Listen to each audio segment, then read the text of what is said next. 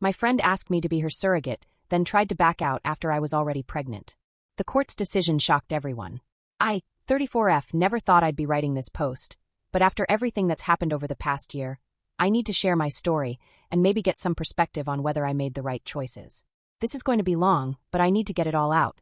My best friend and I met during our freshman year of college when we were randomly assigned as roommates. Over the next 15 years, we became closer than sisters. We were in each other's weddings, held each other through losses, and celebrated every milestone together.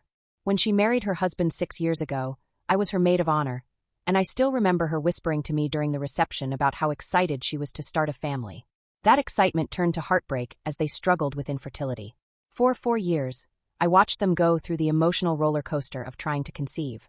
They tried everything: fertility treatments, special diets, alternative medicine, you name it. Each failed attempt left them more devastated than the last. When they finally tried IVF, they put everything they had into it, both emotionally and financially. 3 failed rounds later, they were running out of options and hope. I still remember the night she called me, sobbing about the costs of surrogacy agencies. They had already spent their savings on IVF, and the additional $100,000 plus for surrogacy seemed impossible. That's when I made the offer that would change all our lives forever. I had 2 easy pregnancies with my own kids, who were now 7 and 5, and I genuinely wanted to help them have the family they desperately wanted. My husband was supportive but concerned, so we spent months discussing it as a family. We talked about the physical risks, the emotional challenges, and how it might affect our kids. We explained to our children in simple terms that Mommy was going to help grow a baby for Auntie because her tummy couldn't do it. They were excited about the idea, especially when we assured them the baby would go home with Auntie and Uncle. We did everything by the book. Both couples underwent extensive counseling, discussing every possible scenario: divorce, death, birth defects, selective reduction if there were multiple embryos, and even the possibility that someone might change their mind.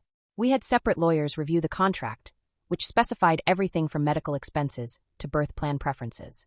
The contract explicitly stated that I retained rights over my own body while pregnant, but the baby would legally belong to them from the moment of birth.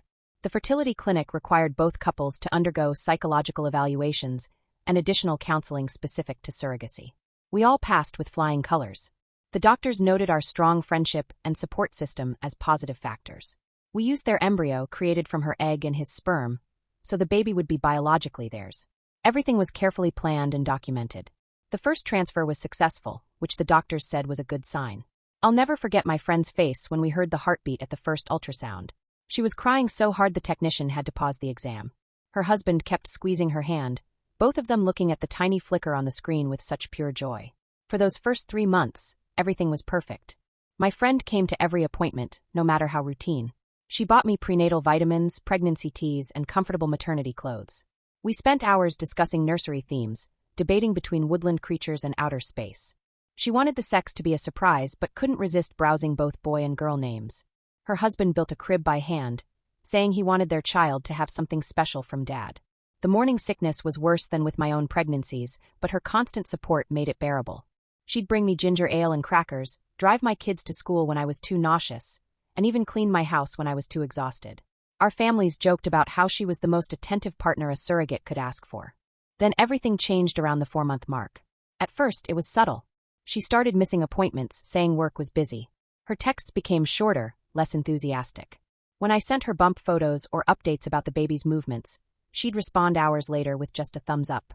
I assumed she was stressed about work or maybe having anxiety about becoming a mom, both of which we'd discussed in counseling. After 2 weeks of increasingly distant behavior, I invited her over for dinner, thinking we could talk face to face.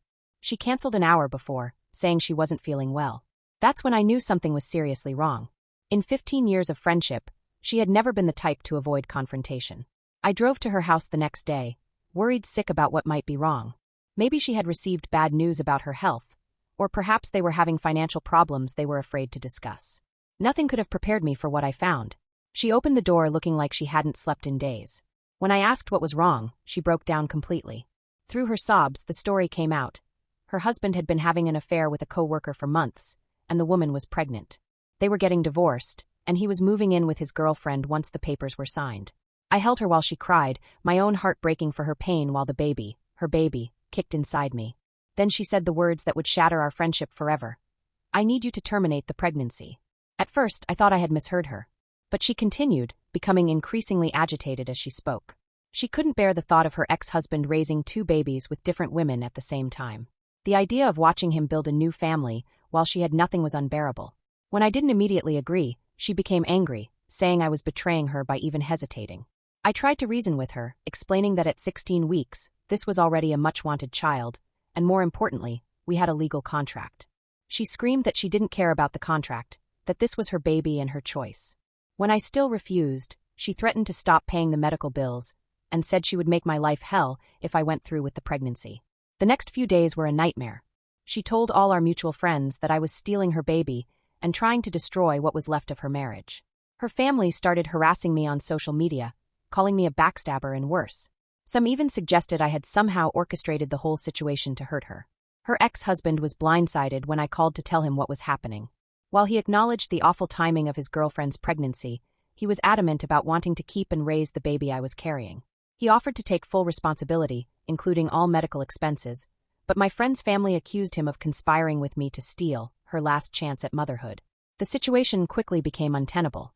My friend's father started showing up at my house, demanding I do the right thing and terminate. The stress was affecting my health. My blood pressure rose, and I started having anxiety attacks.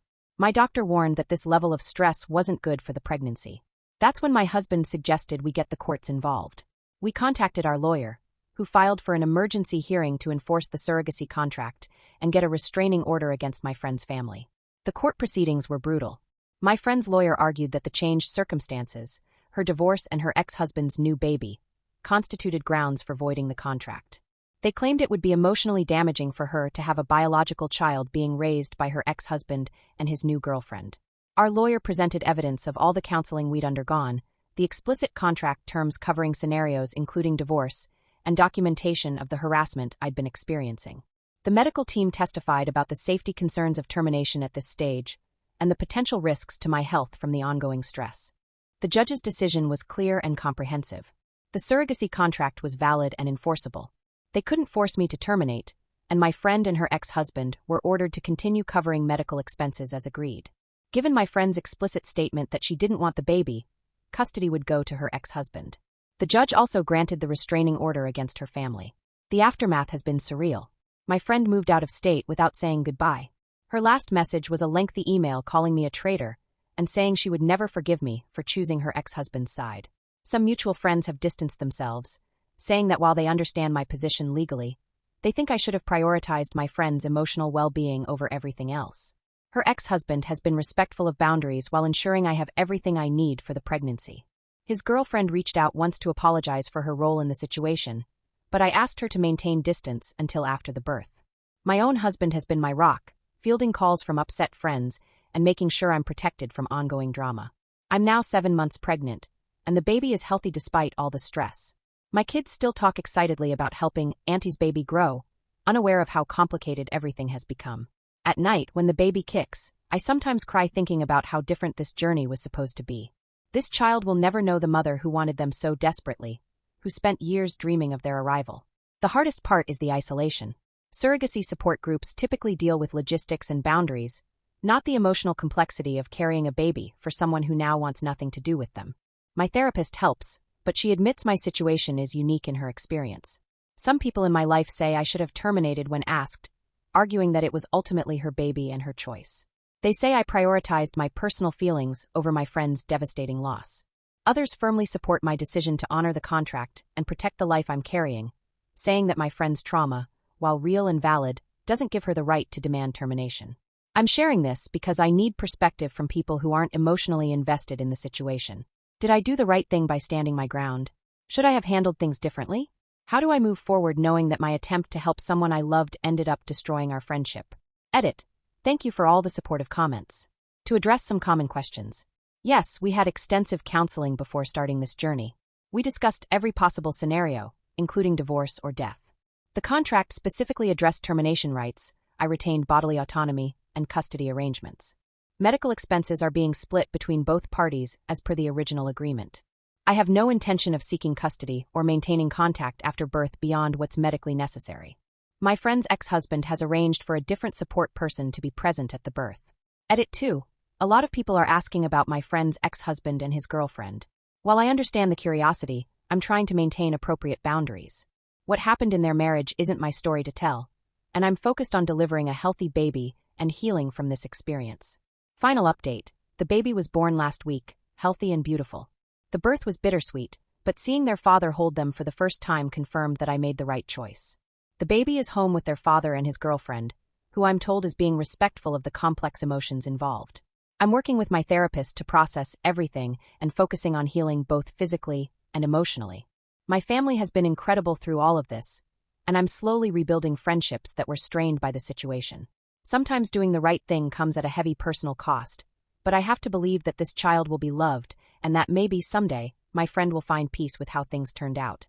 For now, I'm taking time to recover and reconnect with my own family, grateful for their unwavering support through this unprecedented journey.